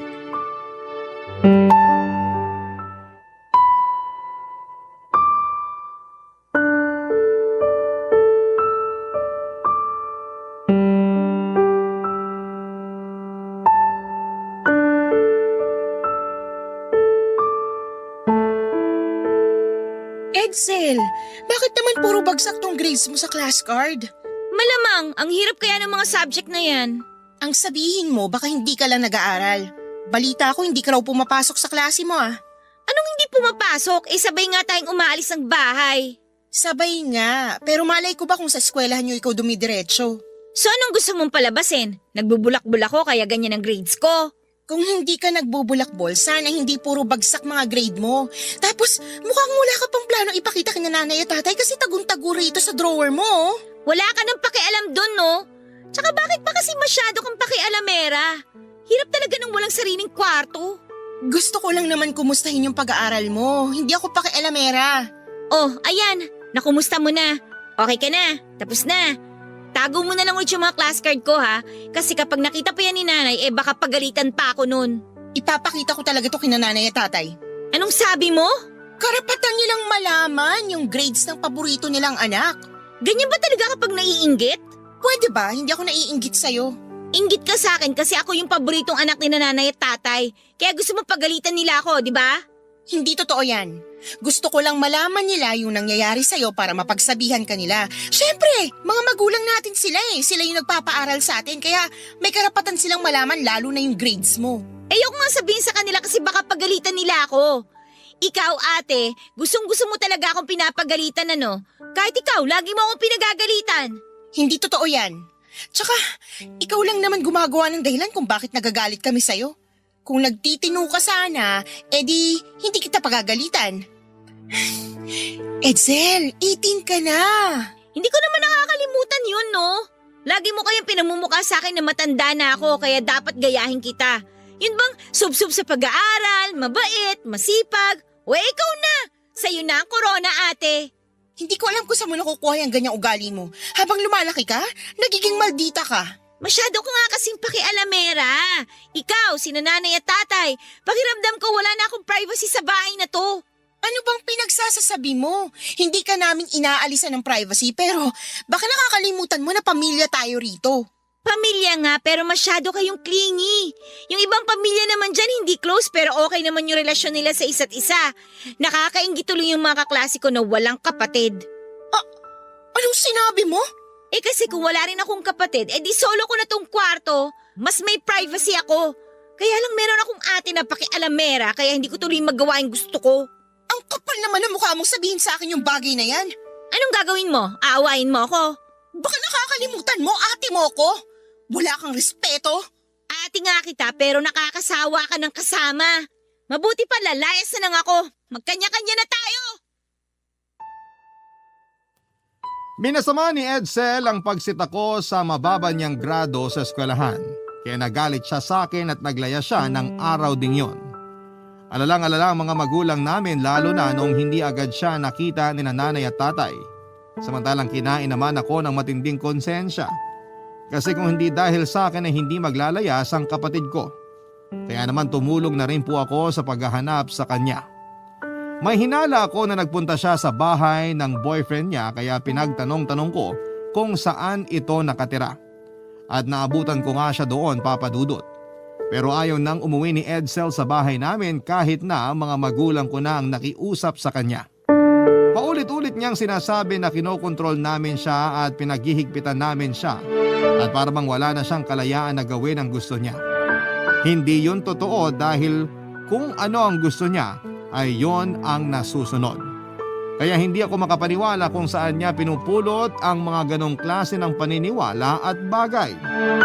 Sa isip ko ay sumusobra na siya pero pinigilan kong magalit pa ng husto sa kapatid ko ng panahon na yon. Sa huli nakumbinsi rin siya ni nanay na sumama sa amin pauwi kahit na masama pa rin ang loob niya sa akin ng mga panahong yon. Papa Dudut. Barangay Love Stories. Barangay Love Stories. Lumipas ang 3 taon, graduate na ako sa kolehiyo at may sarili ng trabaho. Ako na rin ang umako sa pagpapaaral sa kapatid ko na nasa 3rd year college na ng panahon na yon. Hindi na rin kasi nakapagtrabaho si tatay matapos maparalisa ang kanyang kanang binti dahil sa aksidente. Kaya nasa bahay na lamang sila ni nanay at magkatulong na gumagawa ng siomai na binebenta nila sa tapat ng bahay namin o di kaya ay pinapa-order ko sa opisina namin at sa online. Naging masipag ako sa pagtatrabaho lalo na noong nagsunod-sunod ang pagsubok namin sa buhay. Sa kabila ng lahat ay hindi ako pinanghinaan ng loob dahil sa positibong pananaw ng mga magulang namin. Masaya din ako kasi malapit nang makagraduate si Edsel at umaasa ako na may makakatulong na ako sa pagtataguyod ng pamilya namin. Kaya lang, hindi rin pala nagbago ang ugali ng kapatid kong yon, Papa Dudut.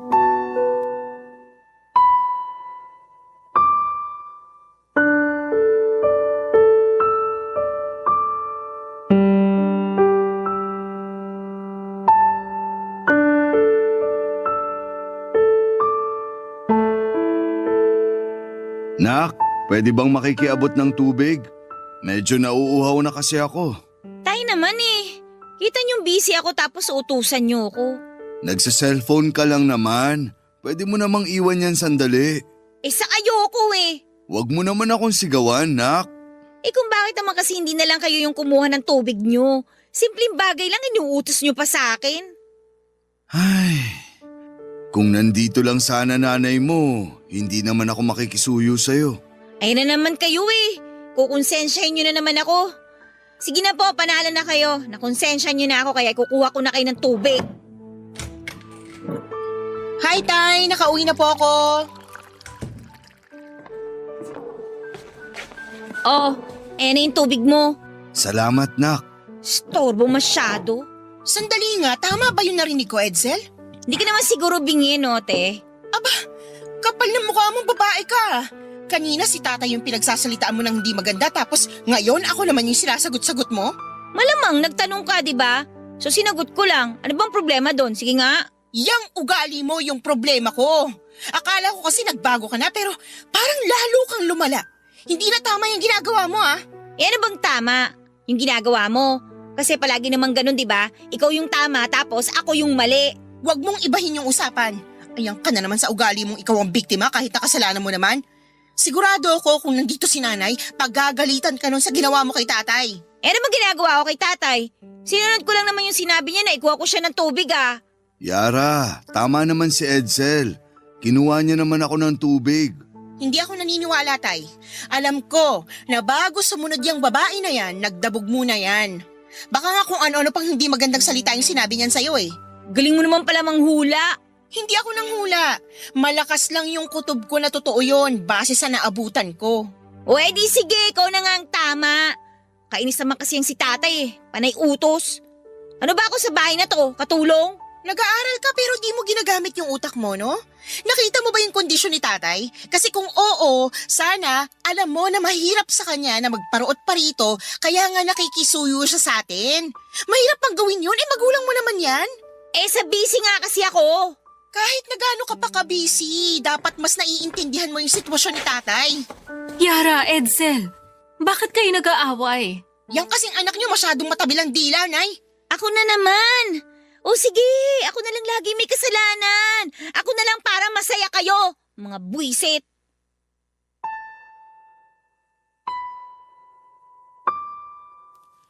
Hindi ko akalain na magagawang pagsalitaan ni Edsel ng ganon si tatay dahil lamang sa kapansanan nito. Kaya naman dismayado ako ng husto sa kapatid ko at hindi ko na naman nakontrol ang bibig ko na makapagsalita ng hindi maganda laban sa kanya. Alam ko kung kayo ang nasa posisyon ko ay maunawaan ninyo ang sentimiento ko. Mahal ko naman po si Edsel pero minsan ay hindi ko mapigilang magtanim ng sama ng loob sa kanya. Sinubukan ko namang pigilan ang sarili kong huwag magalit sa kanya dahil kapatid ko siya. Pero lagi niyang sinusubukan ang aking pasensya. Hindi lang yon ang unang beses na nahuli ko siyang pinagsasalitaan ng hindi maganda si tatay. Marami pa at minsan ay sinanay naman ang sinasabihan niya ng kung ano-ano. Para sa akin ay kabasusan yon dahil mga magulang namin ang pinag-uusapan. Kaya nga sa abot ng makakaya ko ay pinagsasabihan ko si Edsel pero masyadong ma-pride ang kapatid kong yon. Hindi rin siya marunong tumanggap ng pagkakamali niya. Madalas ay pinapalabas niyang siya ang biktima. Minsan gusto ko nang magsisi na hiniling kong magkaroon ng kapatid, Papa Dudut.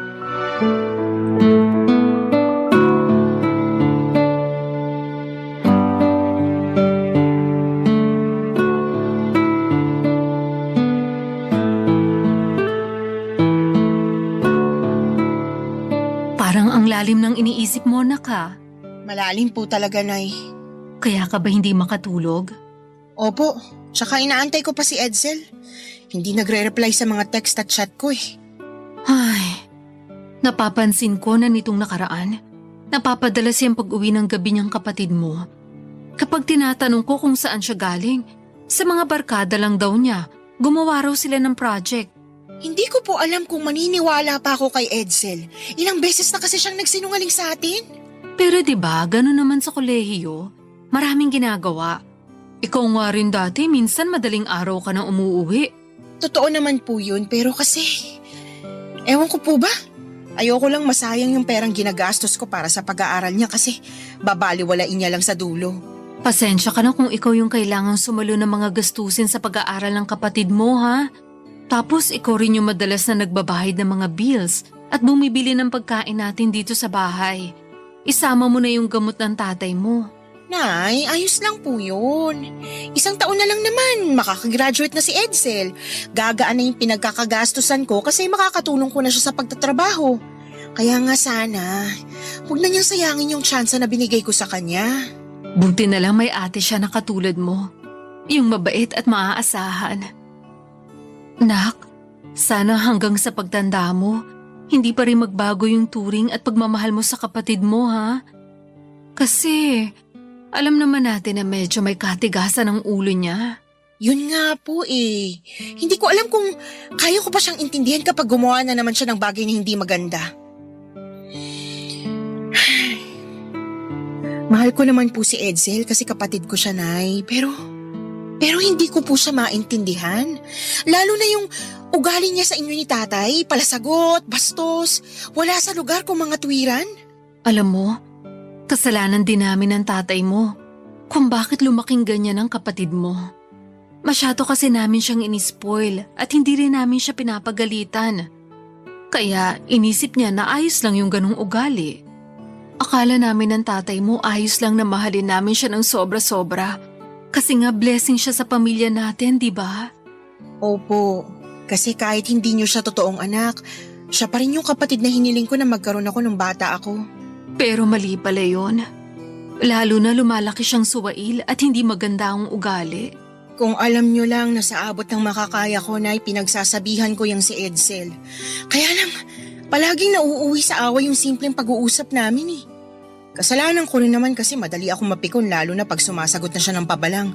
Kaya ayun, napagsasalitaan ko rin siya ng masama na madalas niyang ikagalit at ikatampo sa akin. Nakikita ko yung pagsaway mo sa kapatid mo, nak. Kaya nga natutuwa kami ng tatay mo sa'yo. Pero sana, kahit mahirap disiplinahin si Edsel, wag na wag mo siyang susukuan, ha? Kayo na lang kasi yung magkasama kapag nawala na kami ng tatay mo sa mundo. Kayo na lang yung magkakampi. Nay naman, wag niyo naman pong sabihin yan. Hindi pa kayo pwedeng mawala ni tatay. Marami pa po tayong pangarap na tutuparin. Oo, alam ko. Pero hindi natin hawak ang mga buhay natin. Diyos lang ang nakakaalam kung kailan niya tayo kukunin at pagpapahingahin. Kaya nga habang malakas pa ako, nagbibili na ako. Yara, mahalin mo ang kapatid mo. Kung tatanungin ninyo ako kung may tampo ako sa mga magulang ko ay meron, lalo na noong bata ako. Kasi lagi kong nakikita na mas kinakampihan nila si Edsel. Gusto nilang intindihin ko ang kapatid ko kasi ako raw ang ate sa aming dalawa. Pero kinatagalan ay nawala na lamang ang tampong yon kasi ni minsan na hindi naman nila ako pinaramdam sa akin na hindi nila ako mahal bilang isang anak. Pareho na lang kaming mahal ni Edsel. Mas espesyal lang siguro yung pagmamahal nila sa kapatid ko pero hindi naman yon dahilan para magtanim ako ng sama ng loob sa kanila. Kaya naman aminado akong gumaan ang loob ko matapos naming mag-usap ni nanay. Muli niyang pinaalala sa akin na mamahalin ko ang kapatid ko lalo na siya na lang ang kaisa-isang pamilya na meron ako sa oras na mawala daw sila ni tatay. Ayaw kong pag-usapan ang tungkol sa pagkawala nila pero parte ng buhay ang kamatayan. Kaya nga sumang-ayon na lamang ako kay nanay para matapos na ang usapan namin yon. Noong mga sumunod na araw ay hindi na ako masyadong naiinis kay Edsel. Kumbagay ginawa ko ang lahat para wag magalit agad sa kanya. Mas inintindi ko siya at kinausap ng mahinahon. Pero ibang takbo ng pag-iisip ni Edsel dahil isang araw may hindi kami inaasahang bagay na magagawa niya, Papa Dudut. Yon ay nung nakipagtanan siya sa boyfriend niya, Papa Dudut. Barangay Love Stories. Barangay Love Stories. Nalaman na lang namin na hindi na pala pumapasok sa eskwelahan si Edsel, Papa Dudut. Palabas na lang pala niya na nag-aaral pa siya para makahingi ng baon at pang-tuition sa akin. At matagal na pala niyang gustong umalis sa bahay namin dahil ayaw na niyang alagaan ang mga magulang namin. Lahat ng yon ay sinabi niya sa akin noong nagkausap kami sa cellphone noong araw na nalaman naming umalis na siya. Dagdag pa niya ay wag na raw namin siyang hanapin kasi hinding-hindi na siya babalik sa amin. Kitang-kita ko kung paanong nasaktan sina nanay at tatay dahil sa ginawa ni Edsel. Pero nilakasan ko ang loob ko at pinangatawanan ang sinabi niya. Kung ayaw na niya sa amin ay ayaw ko na rin sa kanya, Papa Dudut. Mabilis na nagdaan ang 4 na taon at wala na kaming balita sa kinakaroon ng kapatid ko. Hindi ko na rin siya hinanap dahil yun naman ang sinasabi niya na gusto niya. Nag-focus ako sa pagtatrabaho pero dumaan na naman kami sa isang mabigat na pagsubok nang mamatay si tatay dahil sa napabayaang tubig sa baga. Tapos ay humina naman ang husto ang resistensya ni nanay simula nung tinamaan siya ng COVID noong pandemic. Para akong pinagsakloban ng langit at lupa sa tindi ng mga pagsubok sa buhay na tumama sa pamilya namin. Nandun yung takot ko na baka isang araw ay mawala din sa akin ang nanay ko, Papa Dudut.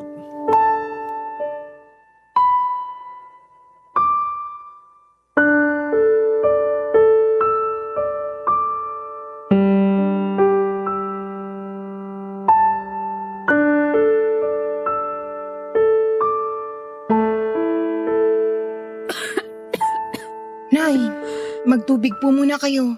Salamat, nak. Ayos na ako. Sigurado po kayo? Oo naman. Nag-aalala kasi ako. Baka po kasi lumala yung ubo nyo tapos COVID na pala. Katulad nung nangyari sa inyo noon. Buti na lang naagapan natin. Huwag ka na mag-alala. Natuyuan lang ako ng pawis kasi ang dami kong ginawa sa bahay kanina nung nasa trabaho ka. Naglaba ako, nagmap ng sahig at nagpalit ng mga kurtina. Doon din baka nakalanghap ako ng alikabok. Nay naman eh. Dapat hindi kayo masyadong nagpagod. Pwede ko naman po yung gawin kapag day off ko. Naiinip kasi ako dito sa bahay, nak. Dati nung buhay pa ang tatay mo, palagi kami nagkukwentuhan noon kaya hindi ako masyadong naiinip. Kaso wala na siya. Tapos iniwan na rin tayo ni Edsel. Ay, hanggang ngayon ba wala pa rin balita kung nasaan ang kapatid mo? Hindi ko naman po siya hinahanap, Nay. Yara naman.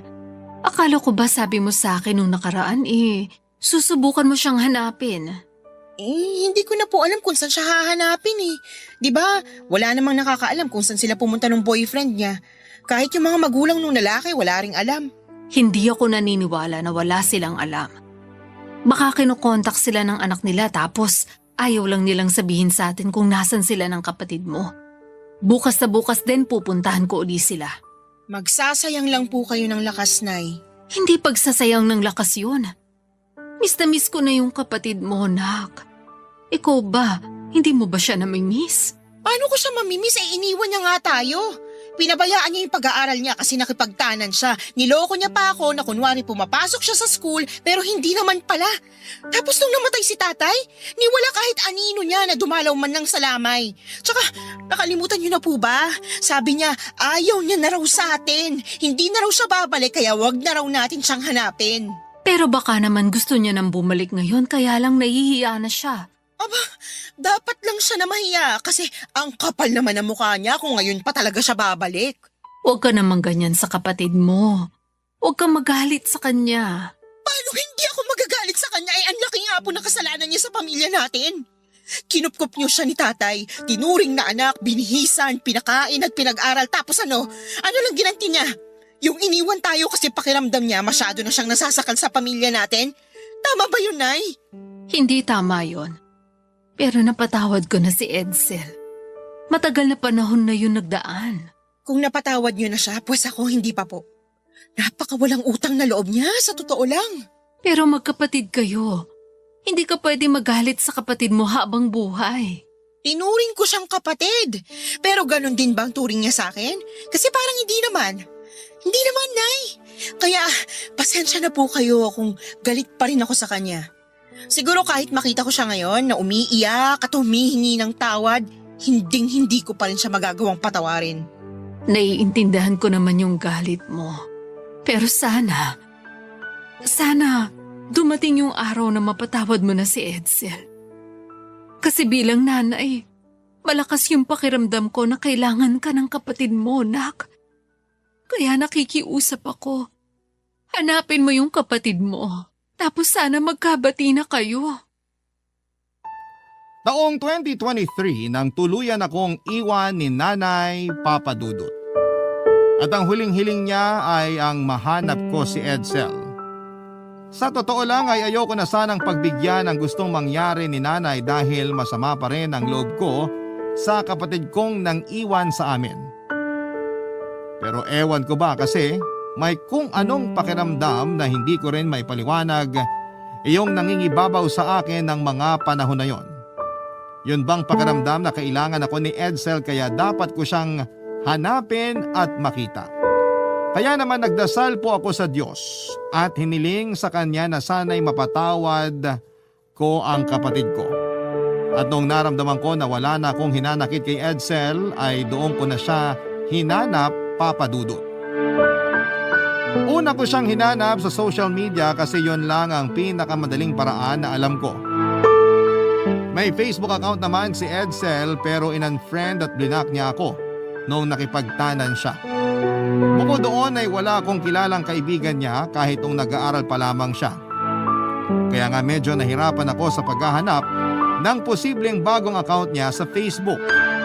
Gusto ko na nga lang sumuko noon pero nagtiyaga po ako hanggang sa nakita ko ang picture niya sa isang account na hindi ko kilala.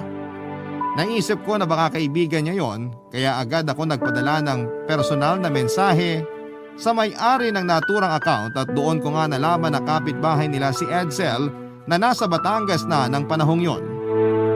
Nakiusap ako sa kanya na sabihin sa kapatid ko na hinahanap ko siya. At noong nakarating yon sa kaalaman ni Edsel ay kinontak niya ako at nagkasundo kaming magkita, Papa Dudut.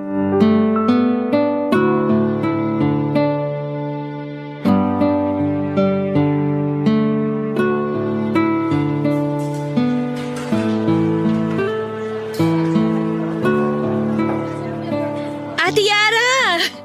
Namiss kita! Namiss din kita, Edsel. Kumusta ka na ba? Bakit parang ang payat mo? Nagkasakit kasi ako Kaka-recover ko lang.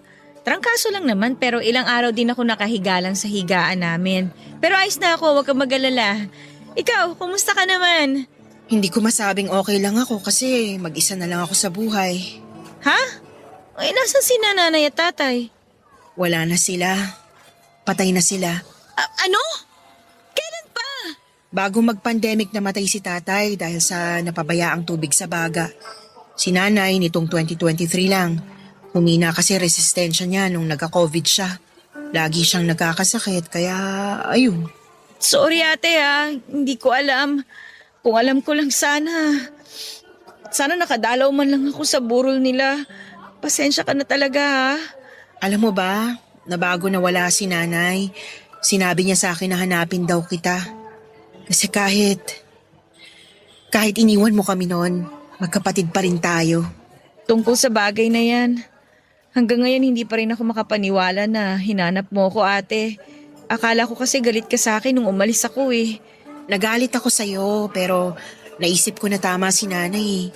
Kapatid pa rin kita kahit na anong mangyari at ikaw na lang yung pamilyang meron ako. Kaya napatawad na kita. Hindi ko naman kaya magtanim ng galit sa'yo Malaki yung pagsisisi ko kasi naging masamang anak ako kina nanay at tatay. At naging masamang kapatid ako sa'yo ate. Kaya siguro kinarma ako sa mga kasalanan ko sa inyo. Anong ibig mo sabihin? Hindi rin kami nagtagal nung kinasama ko. Iniwan din niya ako pagkapanganak ko sa pangalawang anak namin. Pero bago pa yun, hindi na talaga kami okay. Madalas niya akong binubugbog tsaka pinagsasalitaan ng hindi maganda. Harap-harapan din niyang pinamumuka sa akin na hindi na niya ako mahal. Kaya nga nung sumama siya sa bago niyang babae, hinayaan ko na siya. Inako ko na lang yung pagiging single parent sa mga anak namin. Pero hindi pa natapos dun yung karma ko ate. Kasi 2 buwan pagkatapos akong iwanan ng tatay ng mga anak ko, may nangyari naman sa bunso ko ate. Ano nangyari? Yun, nagkasakit siya. Kala ko simpleng lagnat lang yun pero nauwi na sa dengue. Hanggang sa lumala, tapos huli na nung nadala ko siya sa ospital. Nawala sa akin yung anak ko ng ganun na lang ate. Oh my gosh! Sorry, Edsel. Ang sakit-sakit ate. Halos mabaliw ako pero kinaya ko para sa isa ko pang anak. Ako lang kasi yung bumubuhay sa kanya eh. Kung ano-ano na nga lang yung trabaho na pinasok ko para kumita lang ng pera. Bakit hindi ka umuwi sa atin? Sana kinontak mo kami nila nanay para kahit papano natulungan ka namin. Inahihiya naman kasi ako dahil ang laki ng kasalanan ko sa inyo. Pakiramdam ko wala na ako mukhang ihaharap sa mga magulang natin. Pati na rin sa'yo ate. Kasalanan ko naman kasi masyado akong naging suwail eh. Simula nung nalaman ko na ampon lang ako, nilayo ko na yung loob ko sa inyo. Akala ko kasi yun yung magandang gawin eh. Kasi hindi nyo naman ako totoong pamilya. Pero masyado pala ako naging makasarili kaya nasaktan ko kayo. Sorry ate ah. Sorry talaga. Wala na yun. Okay na yun. Pinatawad na kita, di ba? Sigurado ako na matagal ka na rin napatawad ng mga magulang natin. Tsaka, mas importante yung ngayon. Masaya ako na nahanap na kita. Ako rin ate. Masayang masaya rin ako na nagkita ulit tayo.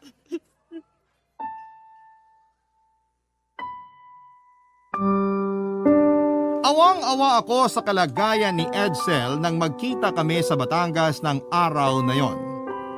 Ang laki po ng ipinayat niya dahil sa madalas niyang pagkakasakit. Halata rin sa mga mukha niya ang pagod at matinding stress. At nung makita ko nga siyang umiiyak at humingi ng tawad sa akin ay tuluyan ng lumambot ang puso ko para sa kapatid ko. Parang nawala bigla yung galit at tampo ko sa kanya. At naalala ko na siya pa rin ang kapatid ko na hiniling kong magkaroon ako noong bata pa ako. Kaya nga simula ng araw na yon ay pinangako ko sa sarili ko na poprotektahan ko si Edsel at ang anak niya, Papa Dudut. Isinama ko sa Maynila si Edsel at ang pamangkin ko. Tumira kami sa dati naming bahay noon at naipaayos ko na yon kahit papaano. Masayang masaya po ako kasi hindi na ako nag-iisa sa bahay namin. Dahil kasama ko na ang kapatid ko. Tinulungan ko po na makapagsimulang muli ng maliit na tindahan si Edsel na unti-unti nga pong napalago. Yun po ang pinagkakakitaan niya habang inaalagaan ang kanyang anak. Ako naman ay kasalukuyang employed sa isang private company. Kung tatanungin ninyo ako kung may plano akong mag-asawa ay meron naman po. Pero hindi ko po yun priority sa ngayon. Gusto ko pa kasing sulitin yung mga sandali na kasama ko si Edsel katulad doong maliliit pa lamang kami. Alam ko po sa puso ko na masaya ang mga magulang namin dahil magkasama na kami ng kapatid ko, Papa Dudut. Hanggang dito na lamang ang sulat ko at sana ay mapili po ninyong i-ere sa inyong istasyon at kapulutan ng aral at inspirasyon ng mga kabarangay natin. Ang buhay ay maiwaga, laging may lungkot at saya. Sa Papa Dudut Stories, laging may karamay ka. Mga problemang kaibigan, dito ay pakikinggan ka. Sa Papa Dudut Stories, kami ay iyong kasama. Dito sa Papa Dudut Stories, ikaw ay hindi nag-iisa.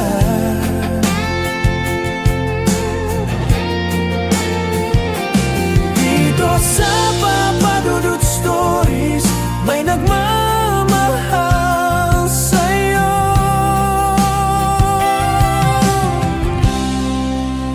Papa Dudut Stories, Papa Dudut Stories, Papa Dudut Stories.